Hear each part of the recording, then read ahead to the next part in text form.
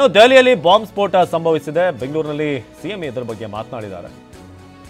So Bengaluru ಪೊಲೀಸರೊಂದಿಗೆ ನಾನು ಮಾತನಾಡಿದ್ದೇನೆ. ಇಡೀ ರಾಜ್ಯದಲ್ಲಿ ಭದ್ರತೆಯನ್ನ ಬಿಗಿಗೊಳಿಸ್ತಾ ಇದ್ದೀವಿ. ಜಿಲ್ಲಾ ಕೇಂದ್ರ, ವಿಮಾನ ನಿಲ್ದಾಣ, ಬಸ್ ನಿಲ್ದಾಣ, ರೈಲ್ವೆ ಸ್ಟೇಷನ್ ಎಲ್ಲ ಕಡೆ ಕೂಡ ಭದ್ರತೆಯನ್ನು ಹೆಚ್ಚಿಸ್ತಾ ಇದ್ದೀವಿ. ಜನನಿಬಿಡ ಪ್ರದೇಶಗಳಲ್ಲಿ ಬಿಗಿ ಭದ್ರತೆಯನ್ನ ಕಲ್ಪಿಸಲಾಗಿದೆ. ಇದು ದೆಹಲಿ ಬ್ಲಾಸ್ಟ್ಗೆ ಸಂಬಂಧಪಟ್ಟ ಹಾಗೆ ಸಿಎಂ ಸಿದ್ದರಾಮಯ್ಯ ಅವರು ಕೊಟ್ಟಂತ ಪ್ರತಿಕ್ರಿಯೆ. ಡೆಲ್ಲಿನಲ್ಲಿ ಬಾಂಬ್ ಬ್ಲಾಸ್ಟ್ ಆಗಿದೆ, ಒಂದು ಸ್ಫೋಟ ಆಗಿದೆ. ಇವತ್ತು ಕೆಲವರು ಸತ್ತಿದ್ದಾರೆ ಅಂತಕ್ಕಂಥ ಇನ್ಫಾರ್ಮೇಶನ್ ಇದೆ. ಕರ್ನಾಟಕದಲ್ಲೂ ಕೂಡ ನನಗೆ ಈಗಾಗಲೇ ಗೊತ್ತಾದ ಮೇಲೆ ಮೈಸೂರು ಪೊಲೀಸ್ನವ್ರ ಜೊತೆಲೂ ಮಾತಾಡಿದ್ದೀನಿ, ಬೆಂಗಳೂರು ಪೊಲೀಸ್ನವ್ರ ಜೊತೆಲೂ ಕೂಡ ಮಾತಾಡ್ತೀನಿ.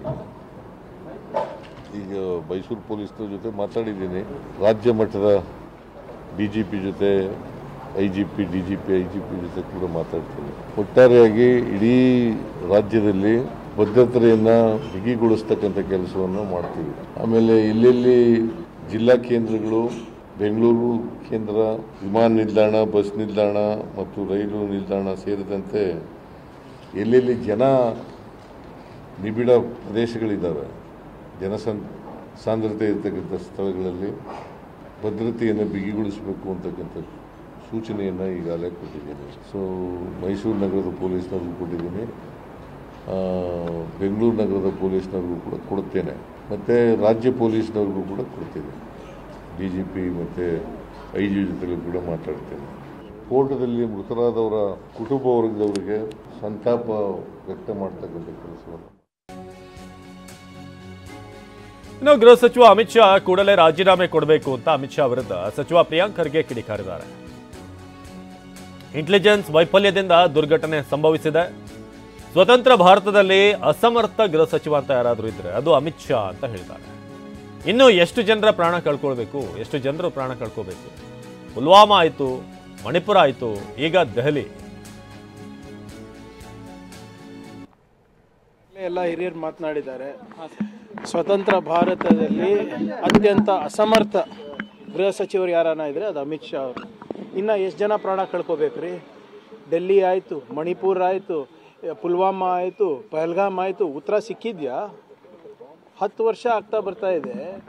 ಈ ಒಬ್ಬ ಗೃಹ ಸಚಿವರಾಗಿ ವೇದಿಕೆ ಮೇಲೆ, ಚುನಾವಣೆ ವೇದಿಕೆಯಲ್ಲಿ ಹೋಗ್ಬಿಟ್ಟು ಭಾಷಣ ಮಾಡ್ತಾರೆ. ಬಾಂಗ್ಲಾದೇಶಿಗಳು ಬರ್ತಾ ಇದ್ದಾರೆ ನಮ್ಮ ದೇಶದಲ್ಲಿ ಅಂದರೆ ಯಾರ ಜವಾಬ್ದಾರಿ ಇದು? ಇದಕ್ಕೆ ಜವಾಬ್ದಾರಿ ನಾವು ಏನು ವಿರೋಧ ಪಕ್ಷದವರ? ಏನು ಹೊಣೆಗಾರಿಕೆ ಅನ್ನೋದಿಲ್ಲ, ಅಕೌಂಟಬಿಲಿಟಿ ಅನ್ನೋದಿಲ್ಲ. ಮಾತೆತ್ತಿದ್ರೆ ಅಭಿನವ ಸರ್ದಾರ್ ಪಟೇಲ್ ಅಂತ ಹೇಳ್ಕೊತಾರೆ, ಮಾತೆತ್ತಿದ್ರೆ ಚಪ್ಪನ್ ಸೀನಾ ಅನ್ಕೋತಾರೆ. ಇನ್ನು ಎಷ್ಟು ಜನ ಅಮಾಯಕರು ಪ್ರಾಣ ಕಳ್ಕೋಬೇಕು ಇವ್ರು ರಾಜೀನಾಮೆಗೆ? ಏನಕ್ಕೆ ಅಷ್ಟು ಹೆದರಿಕೆ ಅಮಿತ್ ಶಾ ಅವ್ರಿಗೆ ಕಂಡ್ರೆ ಮೋದಿ ಅವರಿಗೆ? ಇವ್ರದೆಲ್ಲ ಗುಟ್ಟಿ ರಟ್ಟಾಗುತ್ತೆ ಅಂದ್ಬಿಟ್ಟ. ಗುಜರಾತ್ ಎಲ್ಲ ಗುಟ್ಟುಗಳು ಇವ್ರದ್ದು. ಇದು there is a limit for everything. ಜನರ ತಾಳ್ಮೆಯನ್ನು ಪರೀಕ್ಷೆ ಮಾಡ್ತಾ ಇದ್ದಾರೆ. ಈ ಬೇರೆ ಯಾವುದಾದ್ರೂ ದೇಶದಲ್ಲಿರ್ಬೋದು, ಇಷ್ಟೊತ್ತಿಗೆ ಗೃಹ ಸಚಿವರು ರಾಜೀನಾಮೆ ಕೊಟ್ಟು ಹೋಗ್ತಾ ಇದ್ರು. ಇನ್ನು ಎಷ್ಟು ಜನ ನೀವೇ ಹೇಳಿ? ಸಾವಿರಾರು ಜನ ಆಗಲೇ ಇಂಥ ಕೃತ್ಯಗಳಲ್ಲಿ ಜೀವ ಕಳ್ಕೊಂಡಿದ್ದಾರೆ. ಇಂಟೆಲಿಜೆನ್ಸ್ ಫೇಲಿಯರ್ ಆಗ್ತಾ ಇದೆ. ಖುದ್ದಾಗಿ ಹೋಮ್ ಮಿನಿಸ್ಟರ್ ಬಿಹಾರ್ನಲ್ಲಿ ಹೇಳ್ತಾರೆ, ಮಧ್ಯಪ್ರದೇಶನಲ್ಲಿ ಹೇಳ್ತಾರೆ, ಉತ್ತರ ಪ್ರದೇಶನಲ್ಲಿ ಹೇಳ್ತಾರೆ ಬಾಂಗ್ಲಾದೇಶಿಗಳು ಬರ್ತಾ ಇದ್ದಾರೆ ಅಂತ. ಹೆಂಗೆ ಬರ್ತಾ ಇದ್ದಾರೆ? ಯಾರು ಬರ್ತಾ ಇದ್ದಾರೆ? ಯಾರು ಜವಾಬ್ದಾರಿ? ಹೊಣೆಗಾರಿಕೆ ಇಲ್ವಾ ಇವರಿಗೆ? ಏನಾದರೂ ಫಸ್ಟ್ ಅವ್ರು ರಾಜೀನಾಮೆ ಕೊಡಲಿ, ಅದಾದ್ಮೇಲೆ ಮುಂದೆ ಮಾತಾಡ್ಬೋದು. Exactly madam, whose responsibility is it? Accountability ಕೇಂದ್ರ ಸರ್ಕಾರಕ್ಕೆ ಇಲ್ವಾ? ಬರೀ ಕಾಂಗ್ರೆಸ್ ಸರ್ಕಾರಗಳಿಗೆ ಇರೋದಾ? ರಾಜ್ಯ ಸರ್ಕಾರಕ್ಕೆ ಇರೋದಾ? ಅಥವಾ ವಿರೋಧ ಪಕ್ಷಕ್ಕೆ ಇರೋದಾ? ಇವ್ರದ್ದು ಅಕೌಂಟಬಿಲಿಟಿನೇ ಇಲ್ವಾ? ಇವ್ರಿಗೇನು ಪ್ರಶ್ನೆ ಮಾಡಬಾರ್ದಾ? ಎಲ್ಲಿದ್ದಾರೆ? ಕಳಿಸ್ಲಿ. ಅವರೆಲ್ಲ RSSನವ್ರು, ದೇಶಭಕ್ತರು, ಕಳಿಸ್ಲಿ ಅವರಿಗೆ ಗಡಿ ಹತ್ರ. ದೊಡ್ಡ ದೊಡ್ಡ ಮಾತಾಡ್ತಾರಲ್ಲ, ಈ ಸಂದರ್ಭದಲ್ಲಿ ಏನಂತಾರೆ ನೋಡಿ? ಕಳೆದ 10 ವರ್ಷದ ನೀವು ಲೆಕ್ಕ ತೆಗಿರಿ ಸರ್. ಪುಲ್ವಾಮಾ ಆಯಿತು, ಪಹಲ್ಗಾಮ್ ಆಯಿತು, ಮಣಿಪುರ ಆಯಿತು, ಉತ್ತರ ಪ್ರದೇಶ ಆಯಿತು, ಮಧ್ಯಪ್ರದೇಶ ಆಯಿತು, ಕರ್ನಾಟಕದಲ್ಲಾಯಿತು. ಹೆಂಗಾಗ್ತಾ ಇದೆ? ಯಾರ ಹೊಣೆಗಾರಿಕೆ ಇದಕ್ಕೆ? ಅಧಿಕಾರಕ್ಕೆ ಬರುವಾಗ ನಾವು ಈ ತರದ್ನೆಲ್ಲ ನಿರ್ನಾಮ ಮಾಡ್ತೀವಿ. ಅದೇ ಹೇಳ್ತಾ ಇರೋದು ಸರ್. ಚಪ್ಪನ್ ಇಂಚ್ ಕಸೀನಾ ಇವೆಲ್ಲಾನು ಬರೀ ಸೋಷಿಯಲ್ ಮೀಡಿಯಾ, ಅದು ಇದು. ಅಭಿನವ ಸರ್ದಾರ್ ಪಟೇಲ್ ಎಲ್ಲಿ ಗಾಯಬಾದ್ರು? ಅಕೌಂಟಬಿಲಿಟಿ ಕೊಡ್ಲಿ. ಇನ್ನು ಕೇಂದ್ರ ಸರ್ಕಾರ, ದೆಹಲಿ ಸರ್ಕಾರ ಕಾರಣ. ಕೇಂದ್ರದ ವಿರುದ್ಧ BK ಹರಿಪ್ರಸಾದ್ ವಾಗ್ದಾಳಿ ನಡೆಸಿದ್ದಾರೆ. ಗುಪ್ತಚರ ಇಲಾಖೆ ವೈಫಲ್ಯದಿಂದ ಸ್ಫೋಟ ಆಗಿದೆ. ಪಹಲ್ಗಾಮ್ ದಾಳಿ ಬಳಿಕ ಎಚ್ಚರ ವಹಿಸಬೇಕಾಗಿತ್ತು. ವೈಫಲ್ಯಕ್ಕೆ ಕಾರಣರಾದವರು ಹೊಣೆ ಹೊರಬೇಕು. ವೈಫಲ್ಯಕ್ಕೆ ಕಾರಣ ಯಾರು, ಅವರು ಇದರ ಜವಾಬ್ದಾರಿ ಹೊರಬೇಕು ಅಂತ ಹೇಳಿದ್ದಾರೆ. ದೆಹಲಿಯಲ್ಲಿ ಈ ಘಟನೆ ನಡೆದಿರೋದು ನೋಡಿದಾಗ ರಾಜಧಾನಿಯ ಕೇಂದ್ರ ಬಿಂದು ಕೆಂಪುಕೋಟೆ ಅಂತಕ್ಕಂಥದ್ದು ಭಾಳ ಜನಬೀಡಿರ್ತಕ್ಕಂಥ ಪ್ರದೇಶ. ಅಲ್ಲಾಗಿರ್ತಕ್ಕಂಥದ್ದು ನೋಡಿದಾಗ ಎಲ್ಲೋ ಒಂದು ಕಡೆ ಯಾರು ವಿಫಲರಾಗಿದ್ದಾರೆ ಅನ್ನೋದು ನಾವು ನೋಡಬೇಕಾಗತ್ತೆ.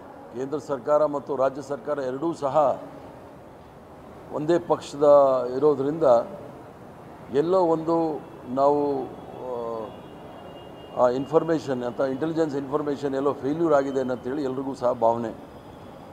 ಪಹಲ್ಗಾಂವ್ ಆದಮೇಲೆ ನಾವು ಹೆಚ್ಚಿನ ಎಚ್ಚರ ವಹಿಸಿದರೆ ದೆಹಲಿಯಲ್ಲಿ ಆಗ್ತಕ್ಕಂಥ ಘಟನೆಯನ್ನು ತಪ್ಪಿಸ್ಬೋದಿತ್ತು. ನಿರಂತರವಾಗಿ ಹಾಕ್ಕೊಂಡು ಬರ್ತಾ ಇದೆ, ಯಾರೂ ಸಹ ಅದರ ಹೊಣೆ ತೆಗೆದುಕೊಳ್ತಾ ಇಲ್ಲ. ಪಹಲ್ಗಾಮ್ ಇರ್ಬೋದು ಅಥವಾ ಆ ನಂತರ ಆಗಿರ್ತಕ್ಕಂಥ ಡೆಲ್ಲಿ, ಯಾರಾದರೂ ಒಬ್ಬರು ಹೊಣೆ ಹೊರಬೇಕಾಗುತ್ತೆ. ಯಾರು ಜವಾಬ್ದಾರಿ ಇದಕ್ಕೆ, ಈ ವಿಫಲತೆಗೆ ಅನ್ನೋದನ್ನು ಹೊಣೆ ಹೊರಬೇಕಾಗುತ್ತೆ. ಆದ್ದರಿಂದ ಮುಂದೆ ಈ ಥರ ಘಟನೆಗಳಾಗ್ದಂಗೆ ಎಚ್ಚರ ವಹಿಸಬೇಕು ಅಂಥೇಳಿ ನಾನು ಸರ್ಕಾರವನ್ನು ಒತ್ತಡ ಮಾಡ್ತೇನೆ.